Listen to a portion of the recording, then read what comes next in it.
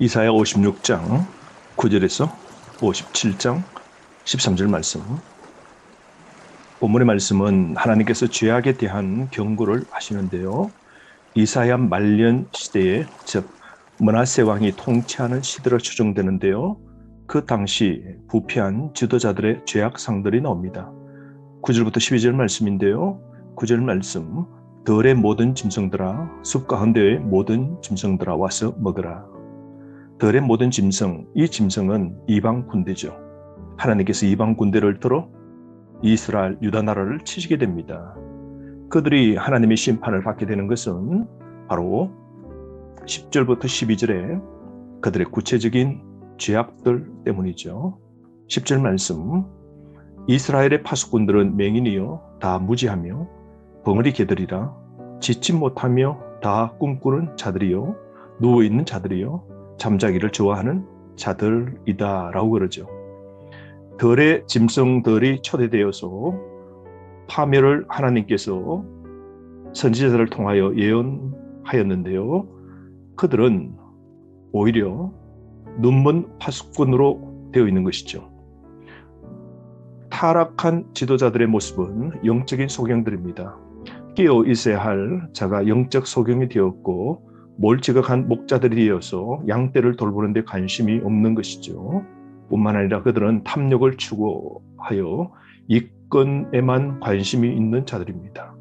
무능하고 나태한 자들이요 위험이 닥쳐도 알리지 않는 벙어리 개들처럼 되었다는 겁니다. 그러므로 이들은 위기가 코앞에 있어도 인식 못하는 영적 태도를 보이는데요. 다시 멸망을 재촉하게 되는 겁니다.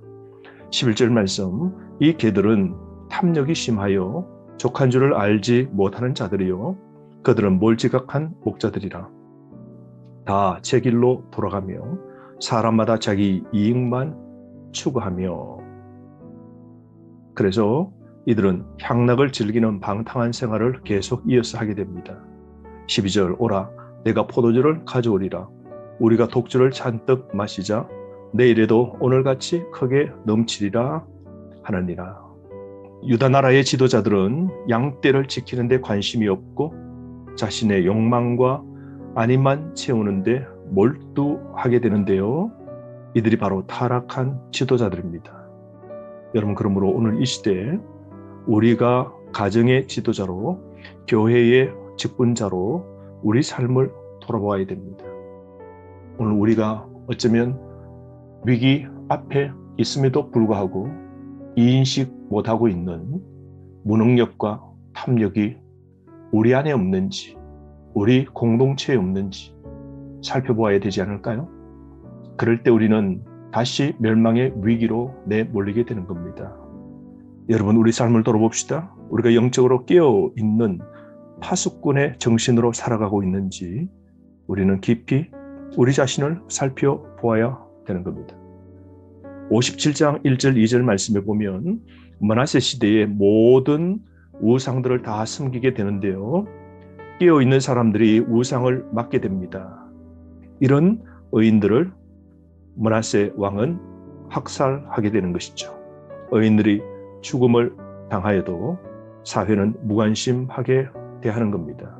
1절 말씀, 의인이 죽을지라도 마음에 두는 자가 없고 진실한 이들이 거두어감을 당할지라도 깨닫는 자가 없도다. 의인들은 악한 자들 앞에서 불리어 가도다. 여러분, 세상 속에서 거룩한 의인의 삶을 우리는 살아가야 됩니다. 우리 인생의 성공 여부는 이 땅에서 평안히 오래 장수하는 게 아닙니다. 우리는 세상 축복으로 우리의 성공 여부가 결정되지 않는 것이죠. 이 땅에서 핍박당하고 죽을지라도 하나님의 보상은 훗날 영원한 천국에 있는 겁니다. 2절 말씀 보십시오. 그들은 평안에 들어간다니 바른 길로 가는 자들은 그들의 침상에서 편히 쉬리라. 의인들이 이 땅에 악인을 통하여 죽임을 당하고 핍박을 당하게 됩니다. 그들이 종국의 죽음을 당하여도 그들은 평안에 들어간 의인이 되는 것이죠. 의인의 죽음은 영원한 생명과 안식으로 들어가는 통로입니다. 므낫세 시대의 만연한 우상 숭배의 모습들을 3절부터 13절 말씀에 표현하고 있는데요. 우상 숭배자의 실체에 대해서 하나님께서 고발하시고 탄식합니다. 하나님의 심판을 맞이할 자들, 그들이 누구입니까? 3절, 무당의 자식, 간음자, 음녀의 자식들이고 4절 말씀에 폐역의 자식, 거짓의 후손들이죠. 이들은 어떻게 가증한 행위를 하게 됩니까? 5절 말씀, 너희가 상스의 나무 사이 모든 푸른 나무 아래에서 음욕을 피우며 골짜기 가운데 바위 틈에서 자네를 도살하는도다. 바알 우상 숭배를 하게 되죠. 큰 나무 밑에서 우상에게 제단을 쌓고 제사를 드리죠. 뿐만 아니라 제사 가운데 인신 제사, 아이를 번제로 태워드리는 이방의 우상을 그들은 허용하고 이 일을 행하게 됩니다. 그러므로 므낫세 시대에 이사야 선지자가 활동하는 당시에 남유다는 만연한 우상 숭배로 가득하게 됩니다. 여러분, 오늘 우리 시대에도 물질적 풍요와 번영, 그래서 우리는 수많은 악행들을 행하고 있지는 않습니까? 이들이 바알 숭배를 하는 원인이 무엇일까요? 농경 사회 속에서 비를 구하고 해를 구하는 것이죠. 그래서 농경의 축복을 비는 겁니다. 오늘 시대에 우리의 진정한 복은 무엇일까요? 우리는 하나님의 성품과 구원의 성령의 열매를 구하는 것이 아니라 이 땅에 우리는 돈을 구하고 장수를 구하고 이 땅의 성공을 구하진 않습니까? 오늘 우리 시대의 수많은 악행들을 우리는 다시 한번 살펴보아야 되는 겁니다.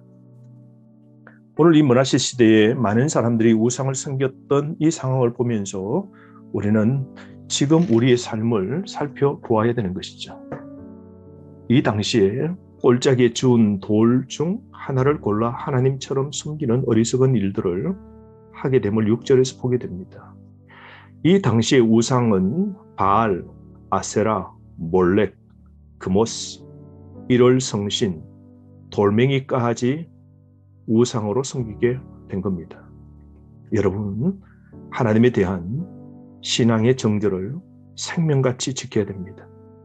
하나님 외에 그 어떤 것을 우리는 추구하거나 구하거나 더 중하게 여기는 우상 섬기는 일을 하지 말아야 됩니다. 9절 10절 말씀에 보면 우상 숭배자들의 열심이 나오는데요. 당시의 정치적 고립에서 벗어나기 위해서 이방 나라와 연대하고 이방 나라의 사신을 보내 동맹을 맺고 이웃 나라의 우상을 직수입하게 되죠. 그런데 그런 동맹이 이익이 없음을 10절 말씀 표현하고 있죠. 너가 길이 멀어서 피곤할지라도 먼 나라로 걸어가서 동맹을 맺고 화친을 위하여 우상을 수입하지만 얻은 이익은 없는 것이죠. 피곤한 삶인 겁니다. 여러분, 이스라엘이 쉽고 확실한 길, 즉 하나님을 버린 것이죠. 여러분, 우리의 진정한 생명의 길은 오직 하나님, 예수 그리스도 외에는 없는 겁니다. 11절 13절 말씀에 우상의 헛됨, 거짓을 말씀하고 있는데요. 이스라엘은 이방 나라를 두려워하지만 두려워해야 될 하나님을 두려워하지 않았던 겁니다. 그러므로 하나님께서는 그들을 징계하실 터인데도 하나님은 오래 참아주시고 넉넉한 사랑을 베푸시고 자비를 그들에게 베풀어 주십니다. 그럼에도 그들은 회개하지 않았던 것이죠. 11절 하반절에 내가 오랫동안 잠잠했기 때문이 아니냐라고 하나님께서 그들에게 공의를 베풀어 주고 길이 참아주셨음을 말씀하고 계시죠. 그런데 13절 말씀, 하나님을 신뢰하는 자만이 천국을 기업으로 받아 누리게 됨을 약속하고 계십니다. 13절 말씀, 너가 부르짖을 때에 내가 모은 우상들에게 너를 구원하게 하라. 그것들은 다 바람에 날려가겠고 기운에 불려갈 것이로되 나를 의뢰하는 자는 땅을 차지하겠고 나의 거룩한 산을 기업으로 얻으리라. 여러분, 마태복음의 8복 중에 세 번째 복이 온유한 자는 땅을 기업으로 얻게 된다 말씀하셨죠. 하나님을 의뢰하는 자, 천국을 차지할 겁니다. 하나님의 거룩한 산, 천국을 얻게 되는 것이죠. 여러분, 오늘도 바른 길, 진리의 길을 걸읍시다. 세상 우상 숨기지 말고 온전히 시대에 끼어 사는 거룩한 하나님의 백성 되어야 됩니다. 그러므로 오늘 죄악에 대해서 우리는 늘 경각심을 갖고 오늘 세상의 향락에 빠지지 않는 정죄를 지키는 삶 살기를 원합니다. 오늘 하루 주신 말씀 가지고 묵상하고 말씀으로 승리하길 주의 이름으로 축복합니다.